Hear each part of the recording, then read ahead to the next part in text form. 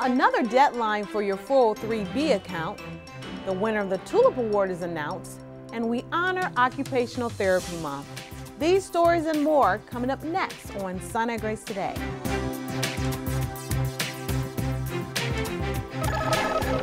Hello, I'm Melanie Moss. The March 31st deadline to roll over your 403B loans to the 401k has passed. You will no longer be able to roll over your loans to the 401k, but you still have 3 more months to take action on your 403B account before the plan goes away for good. The final deadline for the 403B transition paperwork is June 30th. If you do nothing, please be aware that your account will not automatically roll over to our 401k. Your 403B account will either be dispersed to you through a mailed check if the balance is less than $1,000, or rolled over to an American Century Investments IRA that the DMC has selected if the balance is $1,000 or more. If you have any questions, you can call the Great West local office at 313-993-8951 or Great West Customer Service at 800-701-8255. PCA Candace Pelt from the 3 East Postpartum Unit received the coveted Tulip Award during an awards ceremony last week. Candace was awarded for her excellent customer service, great job performance, outstanding compassionate care, and for promoting a proper professional work environment standard of behavior. Candace received a bouquet of tulips, a customized pin, a cake delivered to her unit, and her photo displayed in the hospital. Congratulations, Candace, for the wonderful job you do every day here at Sinai-Grace.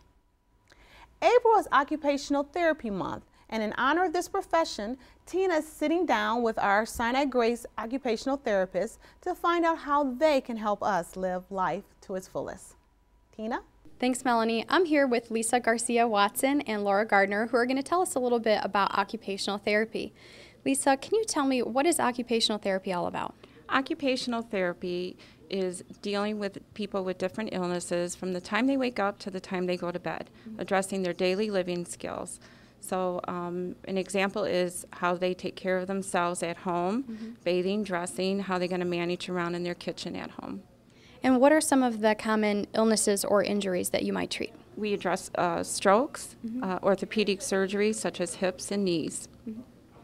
And Laura, I know that your background is in mental health. How is that incorporated into occupational therapy to address the more emotional needs related to illness or injury?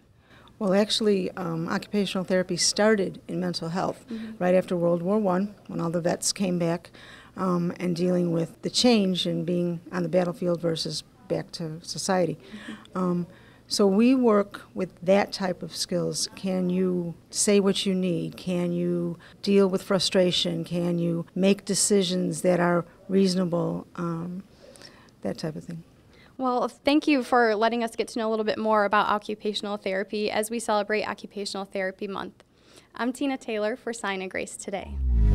As we all know, good customer service is the lifeblood of Sinai-Grace Hospital. Therefore, each month we will highlight a customer service action that you can use to improve your department's service to our patients and to the community. Today's topic, dealing with complaints. There's nothing more frustrating than telling someone what you want or what your problem is, and then discovering that that person hadn't been paying attention or seemed not to care at all. No one likes hearing complaints, and many of us have developed a reflex, oh well, shrug.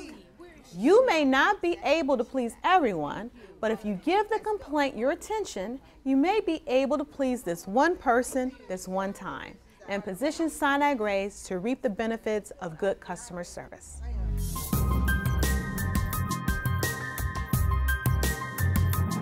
Is it true that lack of sleep causes dark circles under the eyes? Lack of sleep can contribute to under eye circles. It's not the only thing that contributes to under eye circles. There are a couple other things. One would be hyperpigmentation, which would be more pigment to the skin underneath your eyes. That could be caused by being out in the sun. Things to do to combat that would be wear sunglasses all the time when you're out in the sun or even on a cloudy day, and wear some sort of sunblock with a UVA and a UVB protection. Another reason would be because of the vascularity underneath the skin. That shows through the very thin skin underneath your eyes. So any kind of congestion to the veins underneath will contribute to a darkness to the underneath the eyes. The other thing would be if you have extra puffiness under there because of the fat pads underneath your eyes. As we get older, the soft tissue underneath the eyes relaxes and those fat pads become more visible. So those can create shadowing and become darker shadows underneath your eyes. Those options for repair are usually something surgical. Sometimes you can use a cream that would have, say, a retinol in it to help tighten the skin underneath the eyes. And if you have any further questions, you can always come see myself or Dr. Chow at the Sinai-Grace Cosmetic Surgery Center, and we'd be happy to sit down and talk to you about your dark circles underneath your eyes.